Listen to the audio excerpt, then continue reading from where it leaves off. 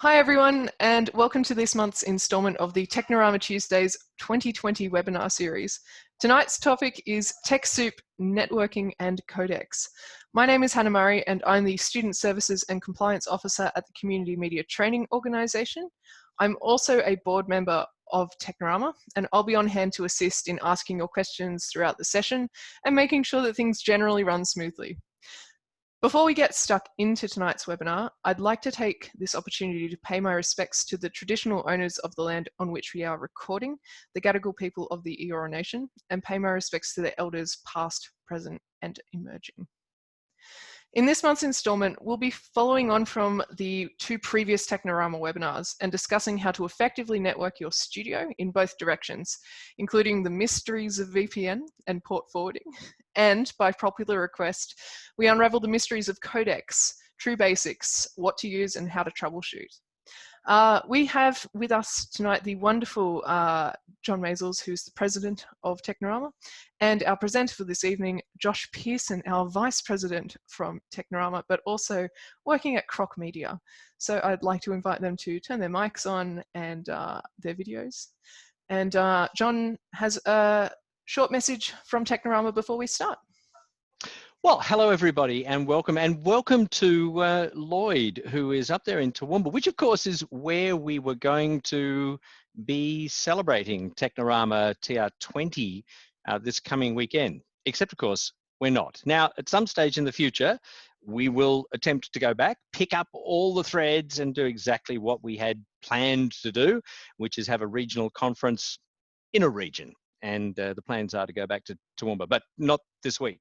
Everything's happening virtually, and you should already be aware that we've announced Technorama TR20V for virtual, which will be happening on the 4th of July. Now, so people have asked, how is this going to work? And we will roll out the information, as we get to it. And if there's a bit of time, I'll come back and show you part of the platform. But I just spent the whole of this weekend, which in the US was Memorial Day weekend. So it was a 4-day convention that I attended without leaving my home here in Chatswood. And that was the Balticon convention, where we had roughly 2,700 people floating around an entirely virtualized convention, which ran 6 strands of programming plus overnight, for anybody who's done this, filk singing, it's a thing. So musical events plus concerts plus movie previews plus all kinds of stuff that you would normally have at a warm body convention, and this was entirely virtualized. The tools that we used, the panels were run on Zoom, much as this is. We also used a platform called Discord. If you're not familiar with Discord, much favored by gamers. It's a really interesting way of building community, and you'll see how that works. And there's some other tools as well. There's a really interesting one called Spatial Chat that I came across for the first time, which is a way of running like a party where you can move yourself around a room. You can see who else is in the room. And as you approach them, you can hear their conversation. As you move away, you hear whoever's closer to you. Really, really cute little tool. So more about this as we go on. TR20 will be everything you've come to expect from a Technorama, except it's going to be a 1-day event. So it'll be the whole of Saturday, the 4th of July. It'll be 9 to 5 regular programming with panel discussions and guests of honor and people doing presentations. Your usual friends from the sector telling you what they've done that's going to affect you, and a whole lot of technology sessions. And here's where, and we'll remind you at the end of the session, here's where we want your help. Because the programming is well underway, but we're aware, as with this session, that there are things that you might want discussed. Well, we'd like to discuss what it is that you want discussed. So here is your last chance, because we're about to lock the programming down. Either check the Technorama Q&A Facebook page, which will point you to the process for making suggestions, or go to the Technorama website and just click your way through that. So we are listening. There's a form you can fill in that says what I would like to have on the program for TR20, or if there's something you'd like to present, let us know. So there you go. That's how it all works. I'll be back after the end of the show to join Josh and Hannah and answer some of your questions and remind you about what it was I just said, because this is radio. It's a repetition business. So there you go. Thanks very much, Hannah. Back to you and Josh.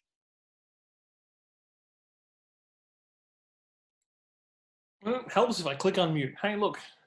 Hey everyone, how you going? Thanks to Hannah and to John for going through that. Hopefully you can all see my screen now.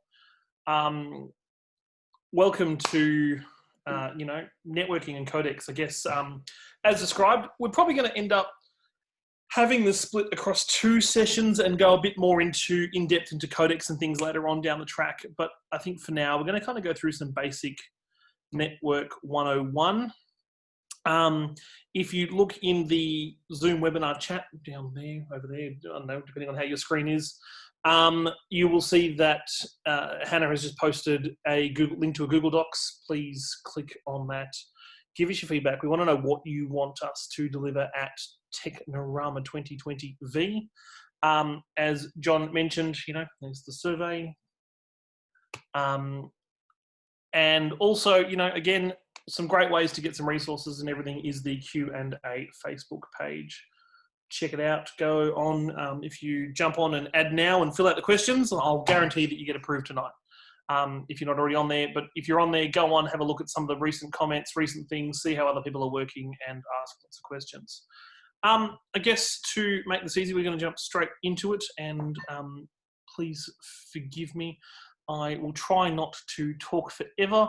There are a couple of videos down later on in the webinar, and obviously if you have any questions, please make sure you ask them anytime. If you're not familiar with Zoom, if you look for the control bar right at the very top of the screen or the very bottom, if you're using a different device, you can see Q&A, click on that, ask a question. We would very much like you to ask all of the questions and we'll try and answer them. And look, Hannah's been very productive again and put the Q&A Facebook link straight into the chat window. So go there and click.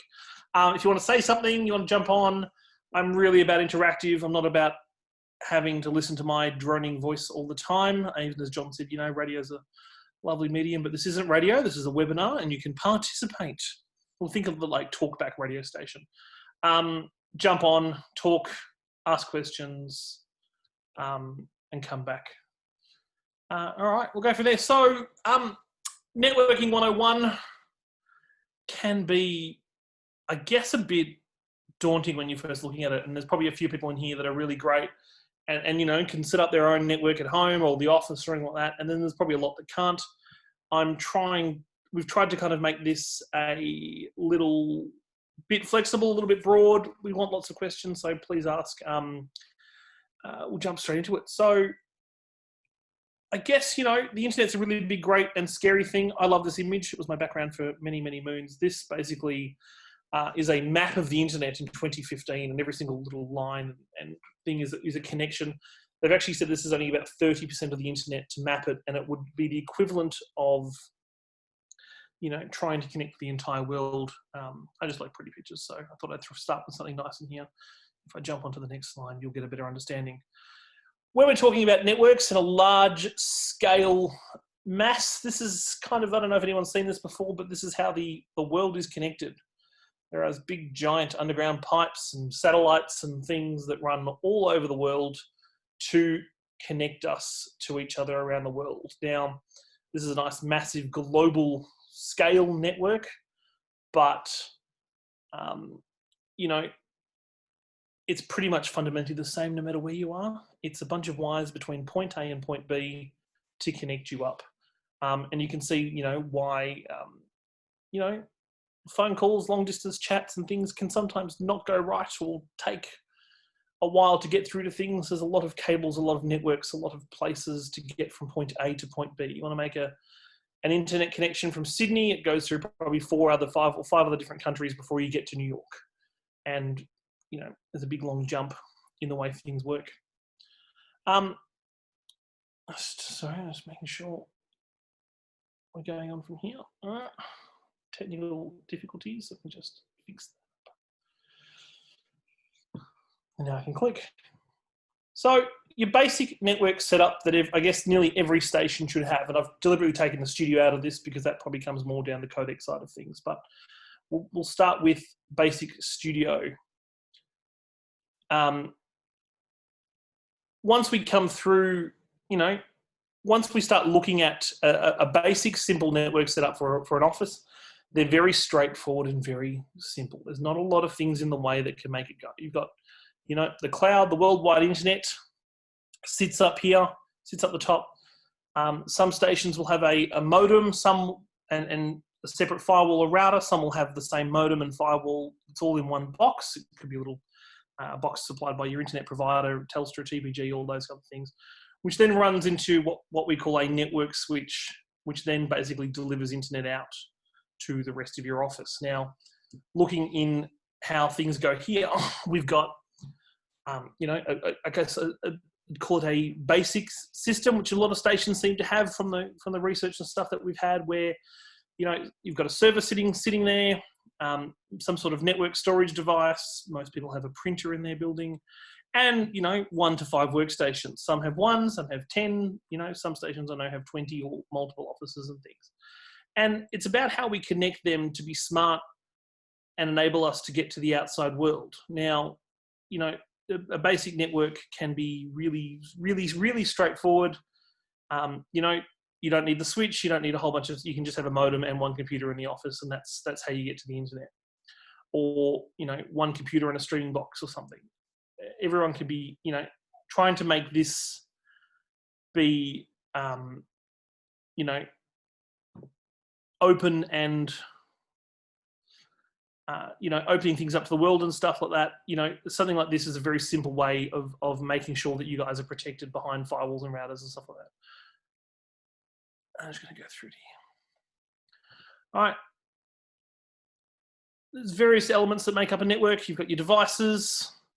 All right. So you've got your medium, which is your way of how they connect together. Information that travels over to another medium and gets converted into a message. Is no matter what kind of network you're looking at, whether it's a computer network, a telephone network, or broadcast, how you receive your pay TV, how you receive, free-to-air television, everything is the same. It's all about sending 1s and 0s from one point of the world to the other point of the world. All right. When we come into a network, or that basically looks like our studio network, we start talking about things like codecs and other things, and ports and firewalls and sessions and things like that.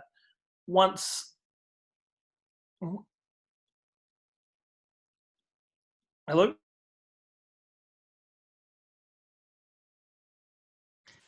Oh, I think Josh has dropped out there. Sorry, guys.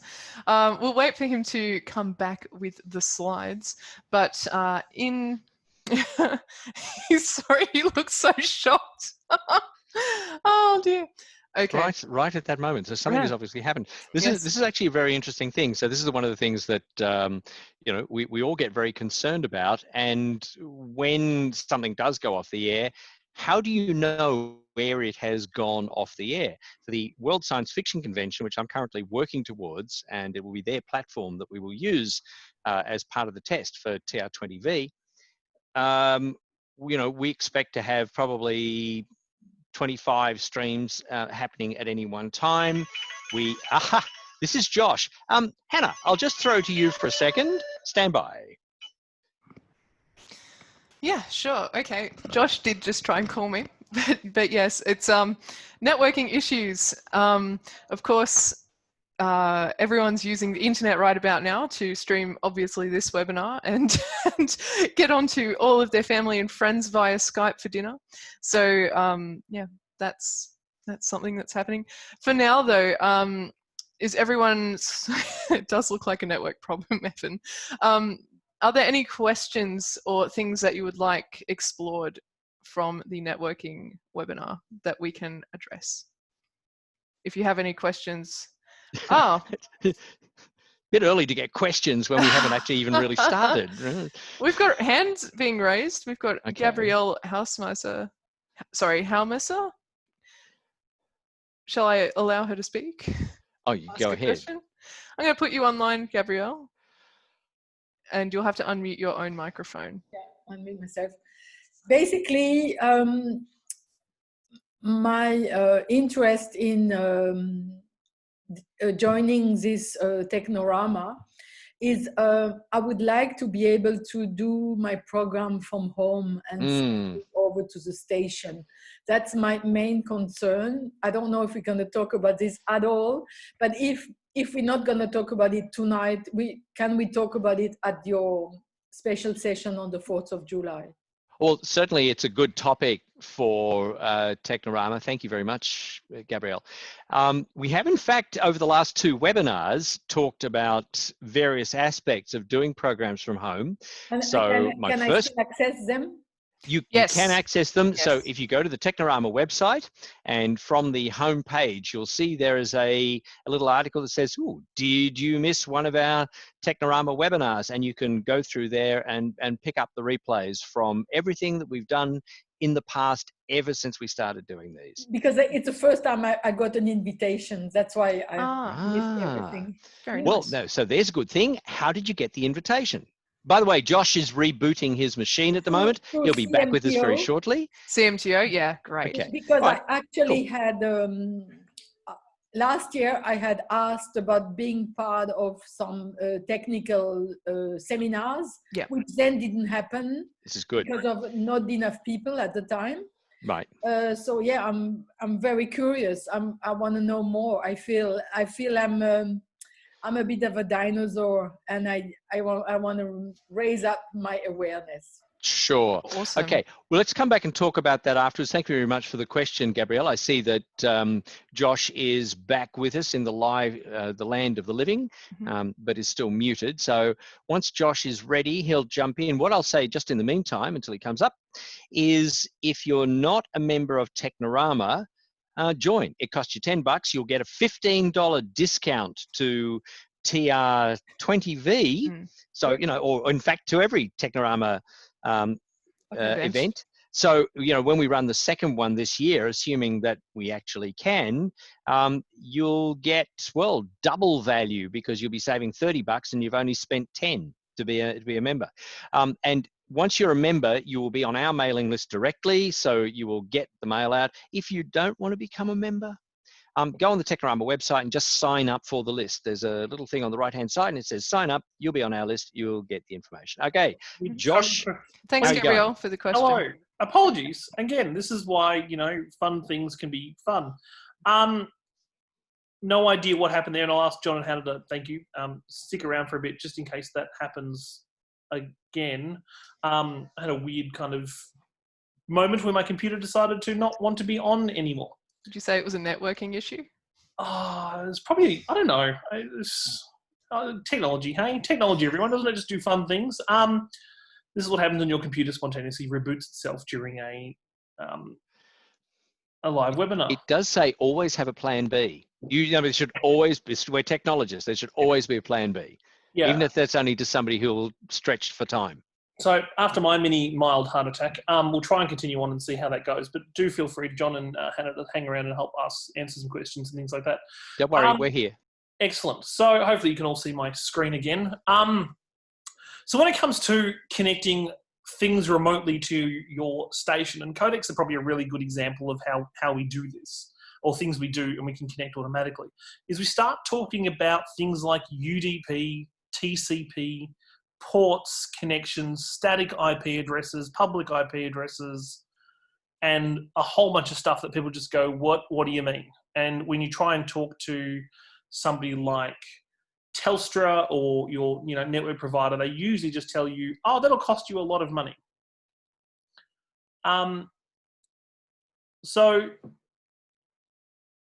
don't be afraid and ask lots of questions. There are lots of people out there, online forums, these lovely webinars, other stations, us, community groups, lots of different people that'll help answer questions. So if you think that you've hit a roadblock with something, or you've hit the firewall with your network provider, ask questions, and it's amazing what you can find the answer to. So hopefully kind of, I guess, from today, you guys will have a bit more of understanding about how these kind of things work. And obviously I know one size doesn't fit all. Looking at this slide here, we're looking at tie-line codecs, some of the most stations probably have a G3 or something. These are, you know, Thailand's newest, latest, greatest. But they're the ones they have the nice, pretty graphics of, so I don't have to make them myself. When we're talking about connecting in, you know, external things to our studio, and hopefully this works, you know, we're looking at things, don't click. We're looking at things, I'm going to try my laser pointer option here, of having a public IP address available to your station. Now, if you're on a business plan with your network provider, this is something that usually comes for free or very cheap based on what you can do. Public IP is kind of like your telephone number that is given to you by your network provider. And this should never change. If you've got one, you can't take it with you if you go somewhere else. They're pretty hard to keep, but it's a really easy way of identifying your specific modem connection. And this is how, when we're connecting things remotely to our stations by using these physical codecs, we can actually get yourself in. So if you're looking at having a codec that, when you're external to the building, the codec will dial your public IP address. But inside your building, you will have a totally different address. And what we use to make those two things talk to each other is your modem, your router, your firewall. It can be called many different things. There's many different types that you can have that will enable an external device to hit your internet connection and say, I'm coming on, for this example, port 9002 and port 9000. And I need to go up here to Studio Codec 1 because that's where port 9000 and 9002 are. And then likewise, you can do that with other codec. And so some codecs can have 2 or 3 different connections. And for each of those connections, you can have a different port assigned to them, which means you only need to have one public IP address rather than having to have multiple public IP addresses for each connection. Such as things like the reported app or remote smartphone apps that connect into codecs. You know, they can then come in still on that same single IP address, but just on a different port number when you're wanting to have multiple connections to your studio. Doesn't mean to say that you're limited by which ones connect to which, as long as you've got the port set up and things mapped. And this is where you can make things a lot easier. So you don't have to limit yourself to just having codecs being connected in on these ports. You can have many other things. So if I go back a couple of slides here, if you wanted remote access to workstation 1, because this is your external workstation, you could set up a port that is that comes in on that external IP address you have from the internet through your firewall, connect in then directly to that workstation. Now, there are a lot of different ways of doing this, and this is just one of the ways that you can do it. But direct remote access now, things like TeamViewer and all that we've spoken about before, negate the need to have these ports open and create that what we'd call a medium security risk, because once someone has external access through this firewall to this computer, they then have access to the rest of your network. So I only really recommend that people open up these things usually to a direct computer, never something directly to a file server or something, unless it's absolutely necessary. Now, you can use other methods to protect yourself, such as, virus software, firewall software, security, different types of security measures to prevent the type of people who can connect. But if you wanted, say, to have a remote connection directly into one of your computers at the station, you can quite easily do that just very simply with probably the gear that you already have. And again, guys, feel free to ask questions as you see fit. While you're scrolling through your slides, do you mind if I ask a few questions from the crowd? Sure. Great. We've got a question from Barry Barwick saying, when we see cloud, does it refer to PDSN? PDSN. I don't think have I heard that? Barry, could you elaborate more on that? I've actually just asked Barry that question. We'll handle it, and Barry will get back to us. Too easy. All right. We'll come back to you, Barry.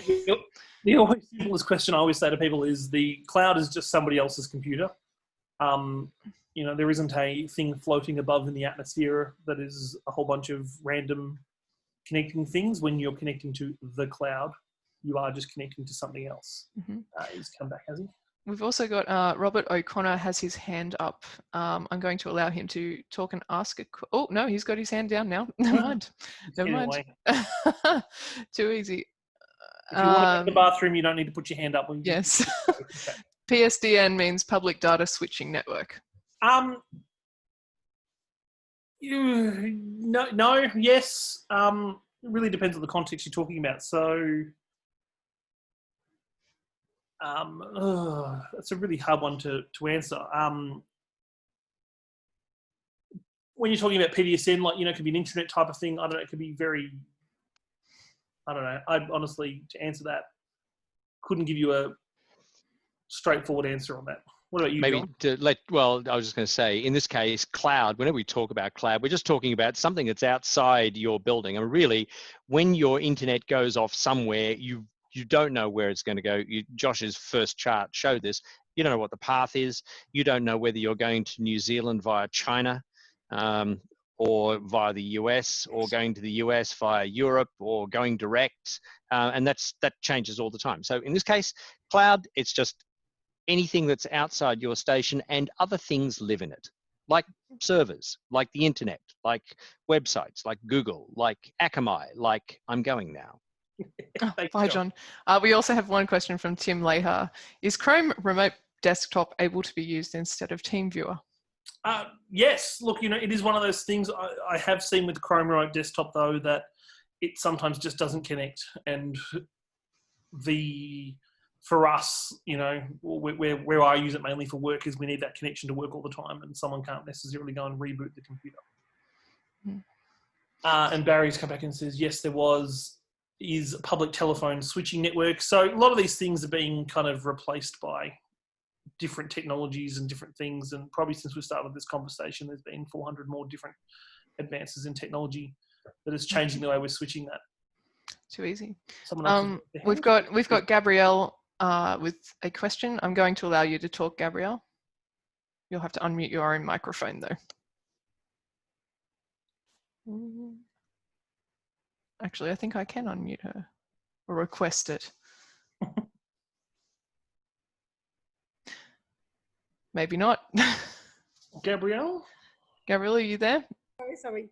Yes. Yesterday, I was trying to look at the web page from my computer, and it said, cannot connect to the server. What does it mean? Yeah, million and one different things. So what web page were you trying to look at? Actually, a web page that is in France. Yep. And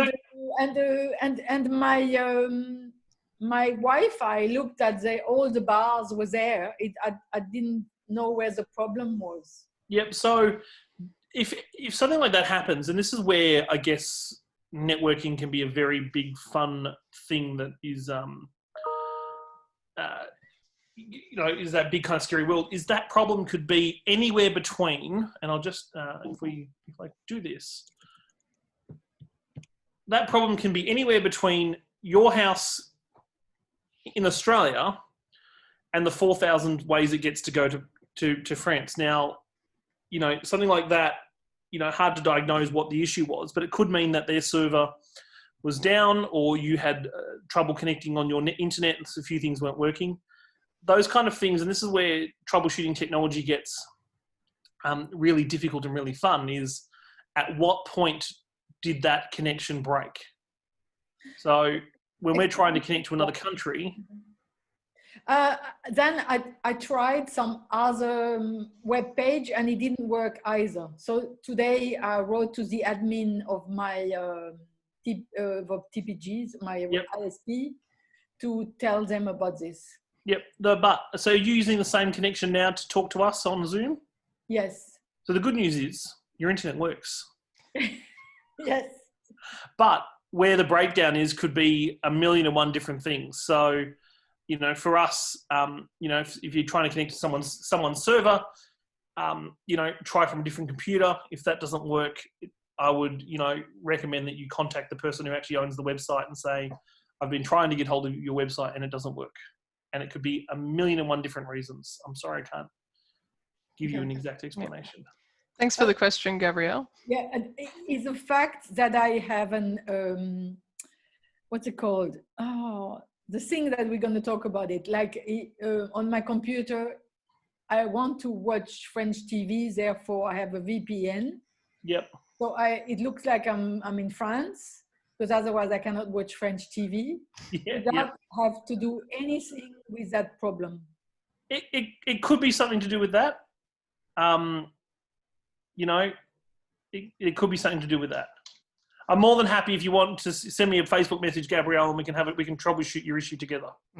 Super. Thank Great. you very much. Thanks, Gabrielle. We'll keep questions to the end of the presentation for now.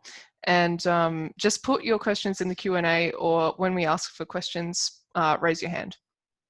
I'll just quickly jump on to one from Harry quickly. So Harry, how do we avoid security issues in cloud situations with station systems? So I guess some of the next steps we're going to show you about some different ways of setting up connectivity and stuff. But one of the biggest things, and I think we touched on it a couple of weeks ago in a webinar, was that anything that has access to the internet should have a password on it, should have some virus software on it, and you know, needs to not just be left open to the world. So being able to make sure that these devices have you know, a nice, good, strong authentication on them. They're not left with the screen open unless it's something that really has to, or using different types of technologies. So there are lots of different types of technologies in connecting externally, and we'll kind of show you a couple and then come back to some questions and things. And Gendel said, once, can we grab the copies of the slides? Of course, once this is available, we'll make them available with the webinar download. All right, I'm going to fling through now to, okay, so on my slide, I will fix my, that's right. Because my computer had decided to crash, it didn't save the new ordering that I did of the slides, but that's fine, we can jump back and forth and make it. So we're going to jump through, I'm going to come back to port forwarding because that's quite important, but we're going to just jump through now to QoS. So one of the things to look at when setting up networks in your station, and especially if you've only got one internet connection, but you want to be able to either remote broadcast or have a internet link to your transmitter, is setting up something called QoS. So this is another one of those words, and somebody asked before, is there a list of all these words? Yes, I'll make sure that I include that in a slide for you guys and send them out, a bit of a glossary of terms and things. But quality of service is basically the kind of, I guess it's a set of rules that you apply to allowing things to work together nicely when, you know, let's call it an emerging lane on a freeway, or opening up some lanes on the freeway, the difference between that. If you look at the image, the graphic here on the top, when you're looking at normal internet without no quality of service, everything just takes the chunks as it needs it and might knock things out. So if you've got a large, you know, if you're at home, you've been working from home, you've got a family, and you know, the 3 kids are watching 3 different Netflix shows in 3 different rooms. You've got someone's trying to do play Xbox Live or play a video game, and you're trying to jump onto Zoom calls, send emails, and get things going, which is the red thing in the middle. You can notice that every time that someone does something different, it can take chunks and affect out other people's browsing, and it all ends up all over the place. And this is where your Netflix starts with the little spinning circle and says, I'm waiting to find out the rest of the show for you. When you put in quality of service rules, you can separate out of, you know, say you've got 100% of internet, you can separate those into certain chunks. So you want video streaming to have 30%, you want your online gaming to have the other 30%, and then 40% to go to your general internet use. Now, things like video streaming and online gaming take up lots of what we call bandwidth, which is the amount of data that is available to you through your pipe from your internet service provider. Quality of service enables us to give everything its own little path. So maybe talking in the radio terms of tense, instead of online gaming services, we'll be using your codec connection. So it's got a nice good chunk that when you're doing an outside broadcast or an internet link between your station and your transmitter, it's got its own dedicated bit of your internet that it can use all the time. That can also be things for online streaming, remote access, all those kind of things. So you can set those things up, and there's something that's really easy. And I'm going to flick through to a couple of videos quickly that'll explain some of these things for you, and I hope that they play and that you can hear them. Quality of service, or QoS, uses Josh, you'll have to unmute your microphone. traffic is identified and marked. I'll just start that again. Quality of service, or QoS, uses two primary functions to handle traffic: classification and queuing. Classification is how traffic is identified and marked. Queues are high-performance memory buffers in the router that hold data to be processed. If the queues are not emptied due to higher priority traffic going first, they overflow and drop traffic. Policies determine how traffic is classified, marked, and queued. Standard queuing mechanisms attempt to smooth out traffic bursts by making the best use of the entire link bandwidth. Mechanisms known as policing and shaping limit the bandwidth utilized by specific types of traffic. Routers may also provide congestion avoidance controls such as WRED or weighted random early discard, link-specific fragmentation, and compression.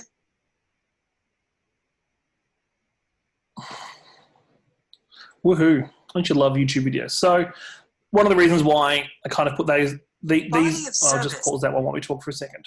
So when we're talking about quality of service, I'm kind of hoping that these videos can explain a little bit better than I can, because it's a little bit of black magic.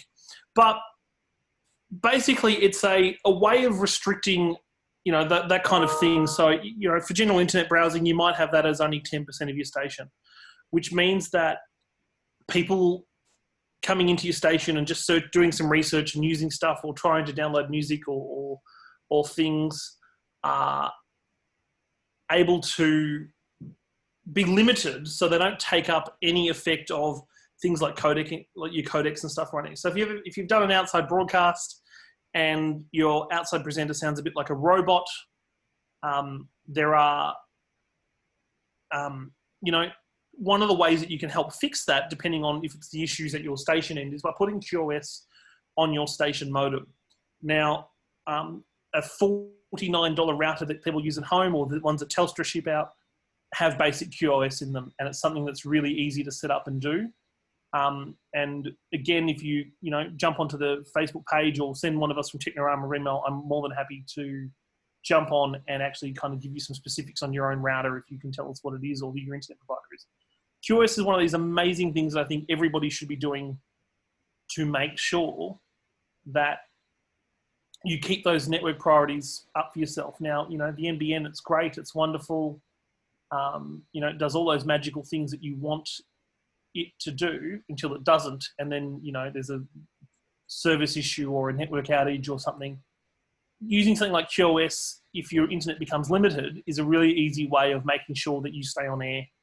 Or if you've got VoIP for your voice or phones, things like that don't have any issues. Peter's asked, where are the QoS rules applied? So in most general places, it's in your router, your modem that comes from your telco provider. And if you don't have a router, then you might have a firewall or another device, depending on the type of internet connection you've been provided. If you've got a business account with Telstra, they'll actually set it up for you 90% of the time. If you're just on a low small business plan or something, then very easy to set up. You log into your router and there should be a button there that says QoS. And almost if you just enable it and go with some of the default options, you'll actually be surprised at some of the way it can help fix a slow or bad internet connection when you've got things jumping on. Let's just jump onto another QoS video for you guys. So just 2. Quality of service. We've seen that one. Oh, right. Part 2, please load. Why are they all the same? Quality of service. There we go. Sorry guys, let me just do this for you. First step in the QoS process is to identify the packets and potentially mark them using layer 2 or layer 3 markings to identify them within the network. There are 3 commonly used classification methods: access control lists, such as IP address, port, etc., application type via NBAR, and switch port. Once a packet is identified, it is typically marked near the source of the traffic flow, allowing the packets to receive differentiated treatment. Marking is typically done at the layer 3 IP header using the Differentiated Services Code Point, or DSCP. LAN implementations use the Class of Service, or COS field. This table illustrates best practices surrounding DSCP marking values. LAN switches, such as the CAT. All right, so I'm just going to jump on before it becomes a sales marketing thing. So when you're looking at some of those options and stuff like that, how QoS works is very smart. It does most of the work for you. You can say anything that looks like streaming, give it this priority. Anything that looks like voice, give it this priority. Anything that looks like radio streaming or web streaming, give it this priority. It's actually a really simple and easy tool to set up, and I think people should have a bit of a play with it. You know, even try it at home, try it on your home router, and give yourself some better Netflix or French TV quality of service when you're connecting. Let's see if I can. Love how the 4-part video does not want to play into a 4-part video.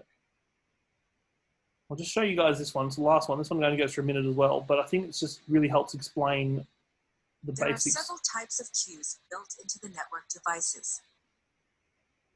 For Cisco devices, the 2 most common are priority queues, or PQs, and class-based weighted fair queuing, or CBWF-Q. Priority queues are designed for use with packets that require low latency and low jitter treatment. CBWF-Q is designed for bulk and transactional traffic that are not as time, loss, or jitter sensitive. Each queue can specify a reserved bandwidth that is guaranteed to be available for use by that class.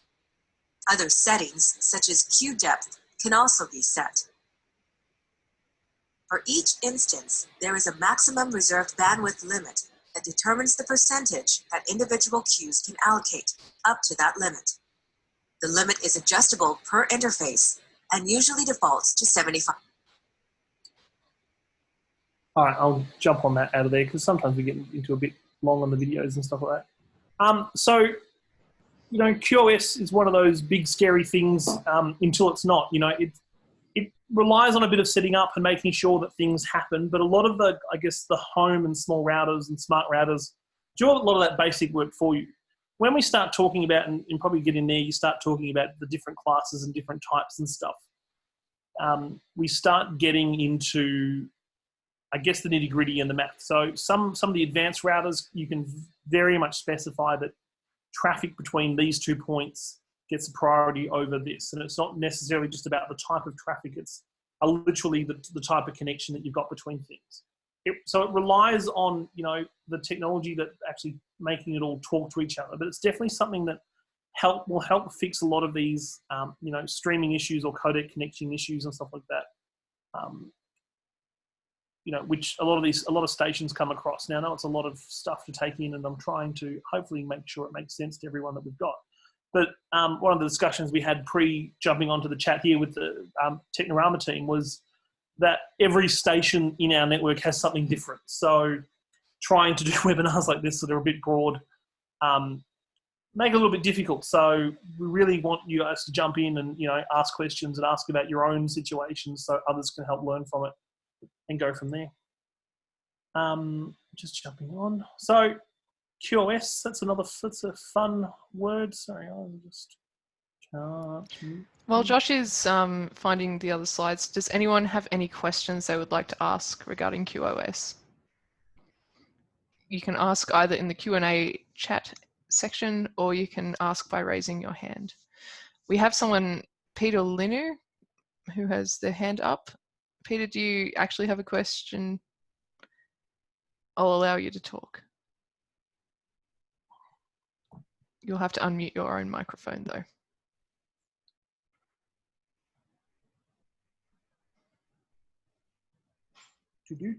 No? Looks like Peter's not there.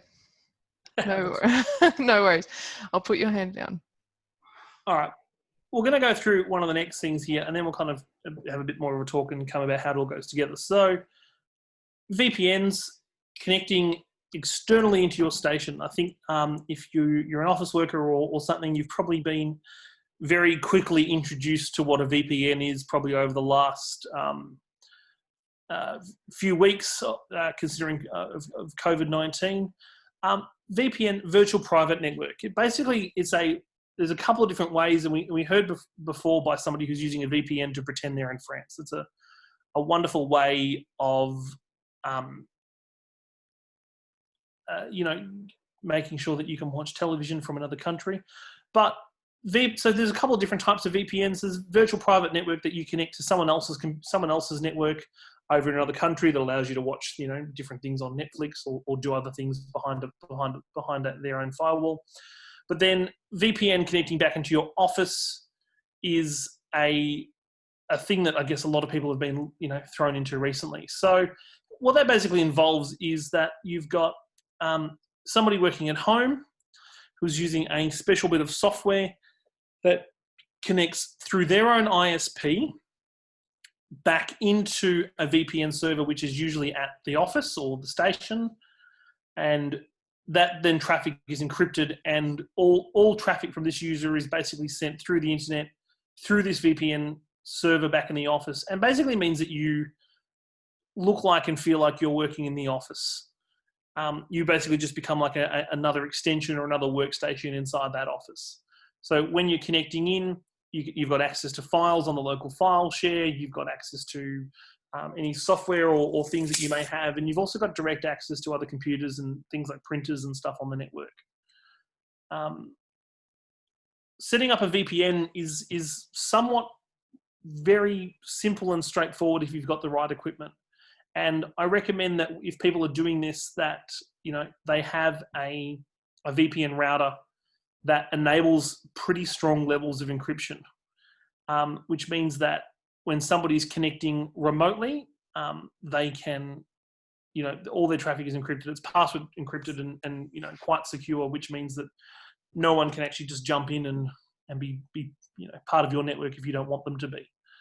When setting these things up, it's really important to make sure that the people who have this access understand, that it's like being in the office. It's the same as, I would say, if you're giving someone access to your VPN, you trust them with the key to the front door of the building.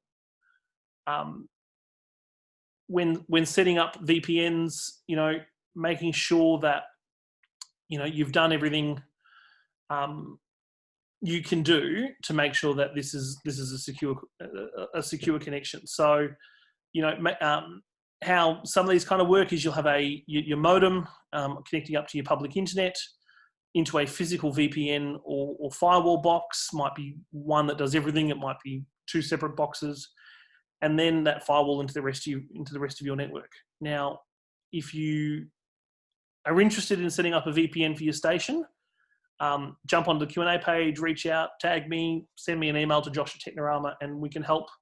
Really happy to help look at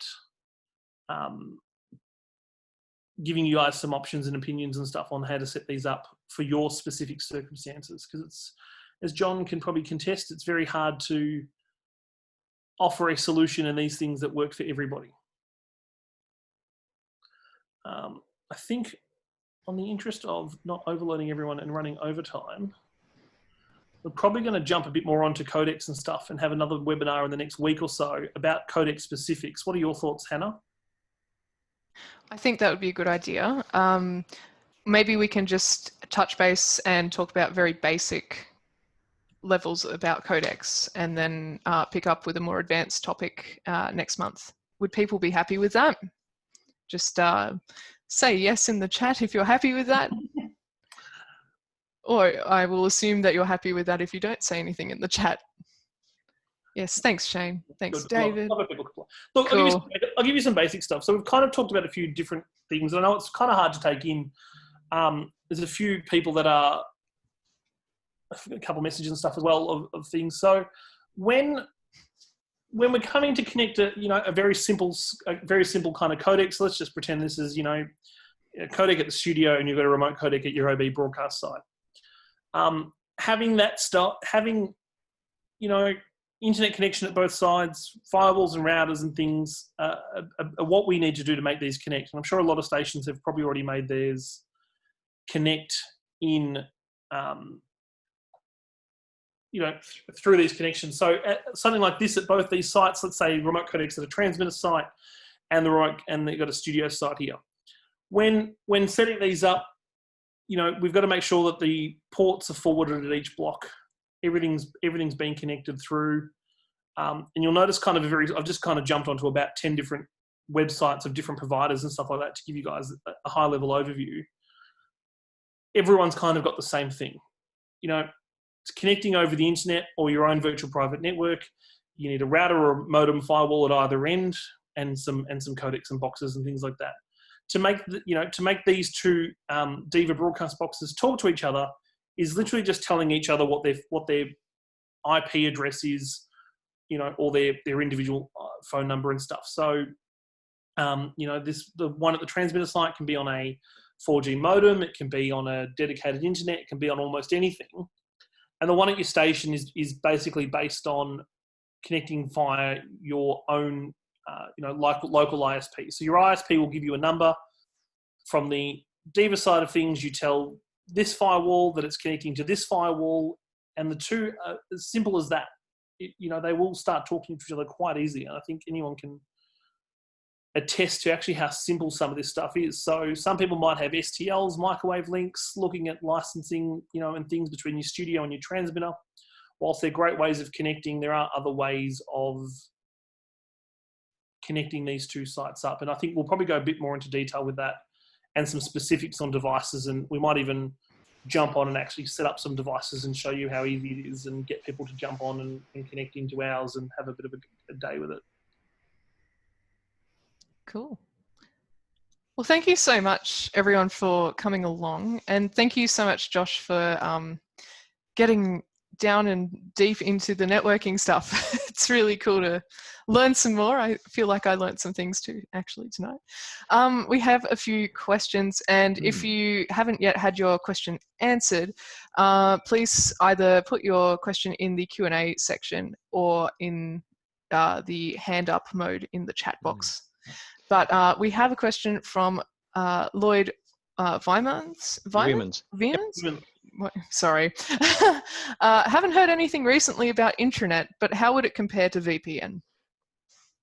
They're actually different things. An intranet is a network that you run inside your own organization, which is stuff for your organization rather than for outside. So frequently big corporations have an intranet, and this is, it's a series of web pages, web servers, however they want to deliver that, but it's only available on the inside of the building. So think of all this like a house. Let's see if we can use this analogy. You've got a house, and floating around on the inside of the house with all the doors shut so nobody from the outside can see what's on the inside. You've got your library, and you go to a shelf and you look at a book and you pull it off, and that's your intranet. It's on the inside of the house. Anybody inside the house can get to that. Anybody on the outside of the house, can't even see it. What's the VPN like? Well, a VPN, when you set up that tunnel, a VPN is like you're on the outside, but now not only is the door flung wide open, but the house thinks that you're already inside. So every time you say, I'm interested in, it's inside the house, and so are you. That's what the VPN does. Port forwarding is a little bit different. Port forwarding is like when you go to the front door and you tap on the front door and you say, I know Josh and Hannah are inside there, and I'd like to talk to Hannah. And Hannah comes to the other side of the door and says, so you want to talk to me, and you carry on the conversation. But you're not inside. Exactly. But you're not inside the house. And the reason you do it that way is because with port forwarding, all you're ever talking to is the external internet address of, say, your radio station, but you don't get direct access on the inside. The VPN teleports you directly inside the environment. You get an address that is inside the environment, And to go back to Danielle's question from earlier, which is saying, like, I want to watch TV in France. Well, when you associate yourself with a VPN service that is based in France, you get an IP address that looks like you're in France. So your connection to the internet now says, in France, we'll let you connect. Cool. Robert O'Connor asks, if I allocate a percentage for OB via a codec, will it put the bandwidth back when we do not have an OB in progress? The short answer is yes. Okay. We'll put the bandwidth back. No, that's right, because you're not using it. That's right. Yeah. So, yeah, when you're and this is the one thing why allocating QoS rather than, I guess, dedicated paths for things is, say that if you've got a 100 meg connection and you say, I want 10 meg to be for the OB link, that 10 meg is always then reserved for the OB link. If you use something like QoS, you can say, when the OB link is using something, it can use up to 10 meg and it will always get 10 meg. It might only use 1 meg and leave the 99 meg available for other things. But if it wants to use 10 meg, it can use 10 meg. Yeah. Think of it like the transit lane on a freeway. So in the morning, you know, unless you've got 3 people in your car or 2 people in the car, you're not allowed into the transit lane. And if there aren't 3 people, that transit lane's empty. Just imagine it was a bit smarter than that. And so anytime there wasn't anybody in the transit lane legitimately using it, other cars could suddenly go in and take advantage of the full road. But the second somebody comes along with 3 cars, boom, everybody else is 3 passengers, everybody else is out of the way, and they get the rocket. Cool. Great. That's what QoS does. We have a question from David Ford. Is using AnyDesk the same as a VPN? No. No. Okay. So, no, David. No, it's not. Sorry. Bye, David. No, short and simple answer. So AnyDesk is a remote desktop application software. Now, some remote desktop softwares like TeamViewer, AnyDesk, and others do have, I guess, a type of VPN that they can allow you to link into certain things of the network. But the short answer is no. What happens with AnyDesk is that you're taking over a computer inside the building. When you're using a VPN, your computer acts like it's already inside the building. John, you got any analogies? Well, yeah. You're actually opening a tunnel. So a lot of what these services use, like if you don't have a VPN, if you have a VPN, it's easy. You're inside the building. So you come along, you say, I want to connect to this service inside the building. Bang, you're already there because the VPN is giving you an address that's inside the building. But these other tools like AnyDesk, like TeamViewer, a lot of what they do is that the device inside the building registers itself with a service outside the building. So it sets up a tunnel just waiting for communications with something that's out in the public internet. When you come and you say, I want to talk to this thing inside the building, you also go and talk to the device that is in the public internet. It says, I know about that guy, and connects the 2 of you together. So now you're connected together without actually ever having to breach the walls of the building because your service is out and back in again. Now, you know, it can be a little bit more complex than that. It can be a little bit more direct than that, whatever. But essentially, you're opening up a temporary tunnel that only exists for those 2 devices, those bits of software, and that session. So it's quite secure. If it's encrypted end to end and everything else and it can't be breached, it's a good thing. Great. Peter Van Schaik asks, VPN can sit over a hardware-based network using just software? Of course. Yes. So look, one of the things we said in there was recommending using a hardware-based device. Now, one of the reasons for a hardware-based device is it's usually more reliable, usually. It's not something that, you know, somebody might turn off or reboot or do something. It's a physical box that you can control who can access into. Now, there are plenty of those kind of things available, but you can do this with a, you know, computer-to-computer, almost VPN. But they're not as smart as some of the hardware-based ones. But what you'll find is like a lot of routers, for instance, the router that I have at home, no secret. I have a router that contains a VPN client as part, or a service rather, as part of the router. And the VPN client is capable of accepting traffic from the outside world. I have already set up on my laptop. I have both. Not terribly secure and very secure ways of getting into the VPN. So I use a tool called OpenVPN. The router knows that I might want to set up that connection. OpenVPN contains a profile which can handshake with the router. There's a secret inside my definition on my laptop. So when I come and say, I want to connect back into the Maze household, then my laptop and the router negotiates via that connection when I tell OpenVPN, okay, go for it, and then sets up the tunnel. And that tunnel stays up for as long as everything is connected and I don't break the connection.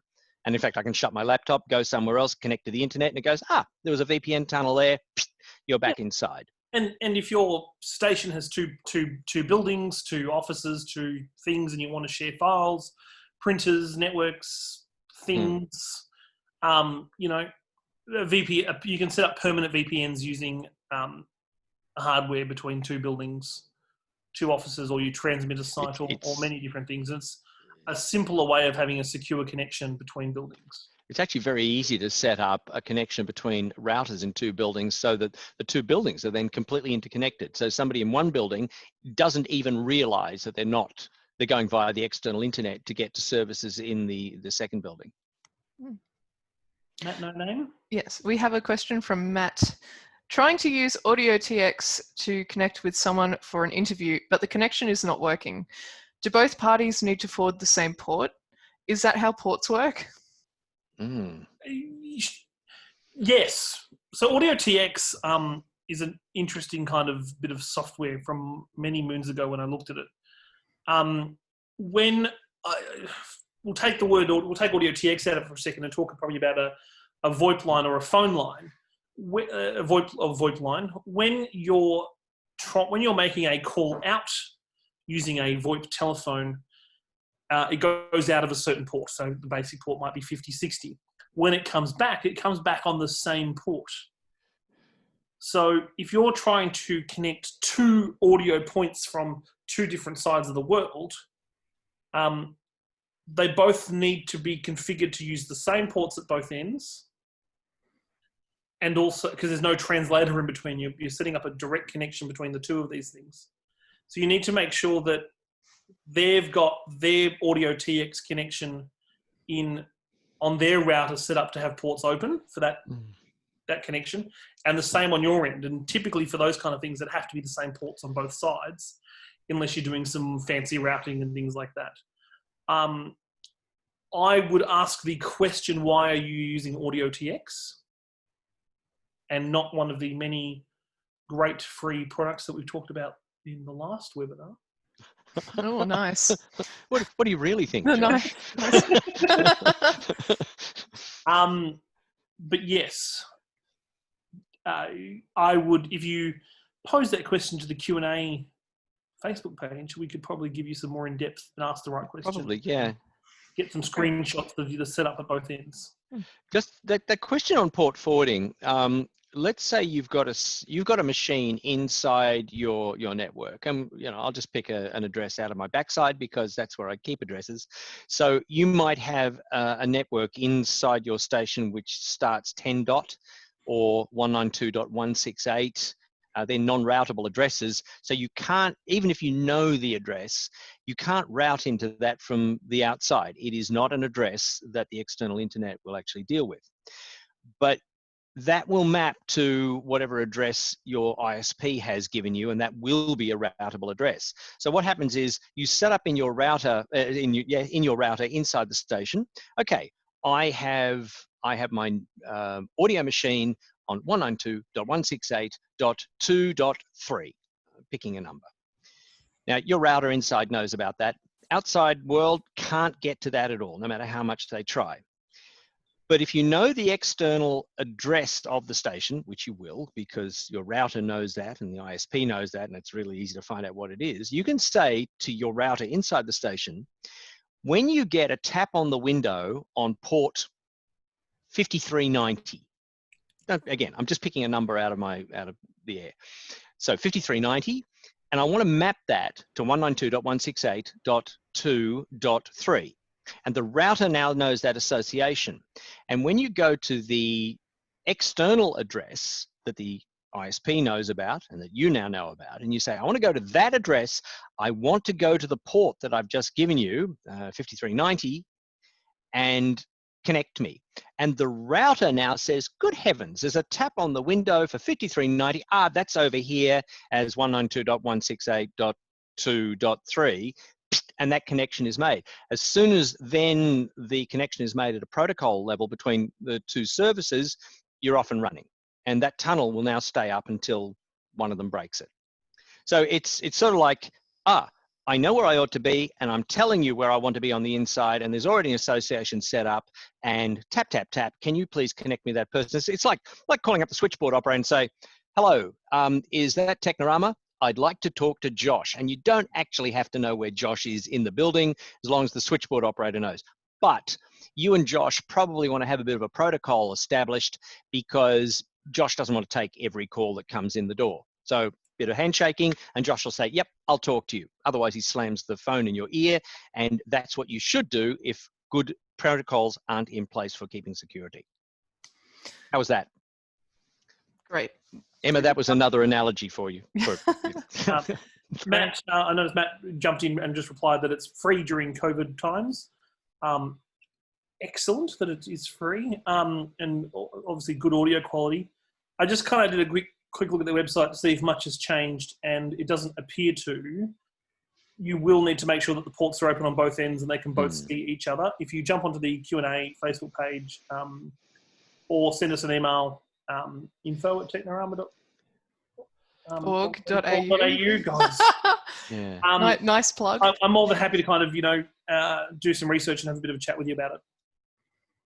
And look, I'll just, because Q&A exists on Facebook, and this isn't necessarily everybody's favorite choice. We considered very long and hard before we put Q&A on Facebook. Quite frankly, I would rather have just a normal forum, but there are people who just don't feel comfortable engaging with normal forums. It's techie. There are people who are very comfortable engaged with Facebook. There are people who love forums and don't want to have a bar of Facebook. Folks, you can't win. Unfortunately, and I've said this many times, Facebook does not lend itself to archiving, and it doesn't easily lend itself to capturing the Q&A and tucking it somewhere else. They don't want you to do that. It's Facebook. I will say, if there's a volunteer, any one of you would like to take on the job of scraping stuff off Facebook and getting it ready for our website, you would be doing everybody a huge, huge favor. But for the moment, we've got one source. It's the authoritative one. It's the Facebook group. Yeah. And that kind of leads us to the conclusion of our webinar. Thank you all so much for coming tonight. It's a pleasure to be with you in pixelated form. And thank you so much to our presenter for this evening, Mr. Josh Pearson, our VP of Technorama and from Croc Media, and also to our wonderful El Presidente, John Maisels, also from Technorama. My name's Hannah Murray. I'm from the CMTO. I'm also on the Technorama board. If you could please do us a favor and fill out the survey that pops up after you close this webinar, that would be a huge help. It really helps us tailor the content to make sure that we're providing information to you that you really want and that you need. And be honest. I take, constructive criticism. I know that I'm, so this is a lot of information to take in and make things kind of happen. So I want, things are boring, things could have been gone into more detail, or I already knew that. Tell us so we know who we're talking to. That's right. And go to the website and lodge your request for, here's what I'd like to see at Technorama, because we're going to be taking the stuff that we think is the most valuable, and that's what's going to go into the program. We want to be able to say, you fashioned the program, here it is. That's right. So yes, join Community Radio Tech Q&A if you haven't already. That's where you can lodge all your questions, and all the technical brains in the sector can answer those questions, hopefully. We've also got the Technorama website and Facebook page. CMTO also have a Facebook page. just look us up. You'll find us. And yes, thank you so much for making time this evening to join us, and we will see you very soon in our next webinar, which will be about Codecs by the sounds of the end of this webinar. So yes, stay tuned. You can sign up to our mailing lists to stay tuned, and that can be either CMTO or Technorama. Just go to the websites and sign up there. And after this webinar, it has been recorded. You will be able to find it on YouTube, on Technorama's website, on CMTO's website as well. And I'll send an email with the slides and the videos that were presented tonight for you to peruse and research. So thank you very much. All right. Thank you. All right. I will stop recording now. See you later.